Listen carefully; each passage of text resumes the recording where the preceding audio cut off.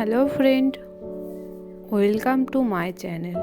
আজ আমি তোমাদের সাথে শেয়ার করব রুই মাছের ডিম দিয়ে তৈরি একটা সুস্বাদু রেসিপি। তার জন্য প্রথমে আমি এখানে নিয়েছি মাছের ডিম। এখানে আমি রুই মাছের ডিম ব্যবহার করেছি। মাছের ডিমগুলো আমি ধুয়ে পরিষ্কার করে লবণ হলুদ মাখিয়ে রেখেছি। আর এই মাছের ডিমের রেসিপির জন্য আমি এখানে নিয়েছি আলু কুচনো ও লঙ্কা ও পেঁয়াজ কুচি। তারপর আমি এখানে দিয়েছি কড়াইয়ে পরিমাণ মতো তেল। তেলটা গরম হয়ে আসলে তারপরে আমি এর মধ্যে দিয়ে দেবো মাছের ডিমগুলো। তেলে দেওয়ার সাথে সাথে মাছের ডিমগুলো কিন্তু ফুটে আসে, তাই একটু সাবধানে করবেন। ডিমের এক পিঠ আমি 2 মিনিট করে ভেজে নেব, তারপর আমি উল্টে দেব আরেক পিঠ ভাজার জন্য। আরেক পিঠও আমি কমপক্ষে 2 মিনিট মতো ভেজে নেব। আর মাছের ডিমটা কিন্তু একটু ভালো করে ভাজবেন, না হলে এর থেকে কাঁচা গন্ধ বেরোবে। এরপর আমি অপর পিঠও আর একবার উল্টে নেব। তারপর আমি মাছের ডিমগুলো পিস পিস করে নেব, তাহলে ভেতরগুলো ভালো হবে, না হলে ভেতরগুলো কাঁচা হয়ে থাকবে। এরপর আমি এগুলো আবারও একবার উল্টে নেব।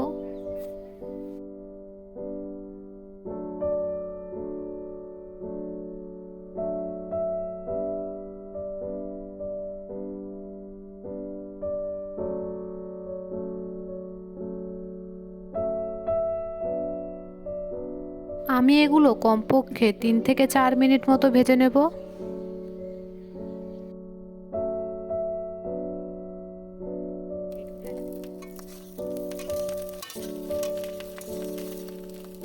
মাছের ডিমগুলো আমার ভাজা হয়ে গেছে, তারপর আমি একটি প্লেটে তুলে নেব।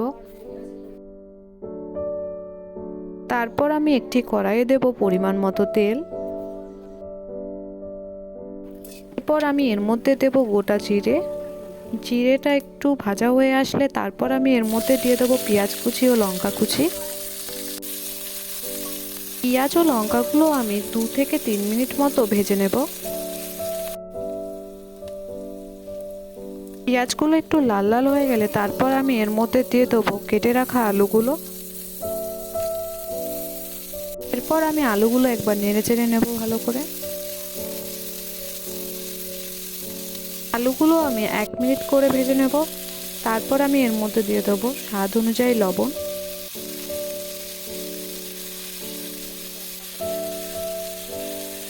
তারপর আমি এর মধ্যে দেব পরিমাণ মতো হলুদ গুঁড়ো।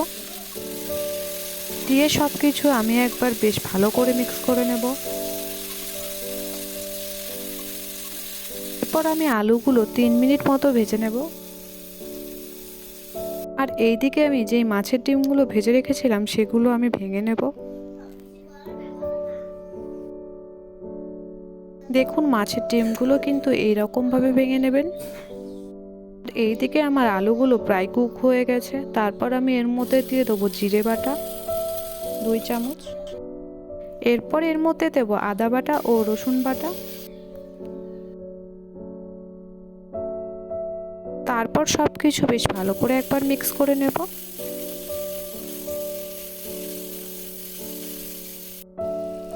পর এর মধ্যে দেব পরিমাণ মতো লঙ্কার গুঁড়ো। ঝালটা আপনারা যতটা খাবেন ততটাই দেবেন।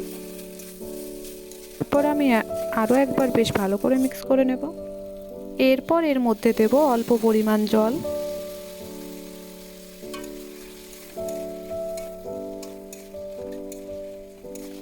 দিয়ে আমি মশলাটা 1 মিনিট মতো কষিয়ে নেব। তারপর আমি এর মধ্যে ভেঙে রাখা মাছের ডিমগুলো দিয়ে দেব। আমি সব কিছু একবার বেশ ভালো করে মিক্স করে নেব।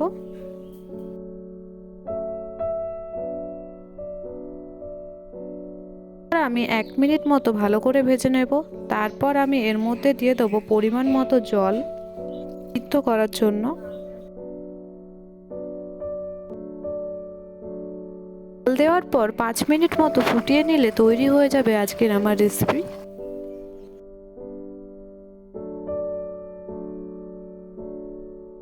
রেসিপিটা আমার তৈরি হয়ে গেছে। দেখুন, এরকম গাঢ় গাঢ় থাকতে নামিয়ে দেবেন। এরপর আমি একটি পাত্রে ঢেলে নেব। আপনাদের যদি আমার ভিডিও ভালো লাগে তাহলে লাইক, কমেন্ট, শেয়ার, সাবস্ক্রাইব করবেন।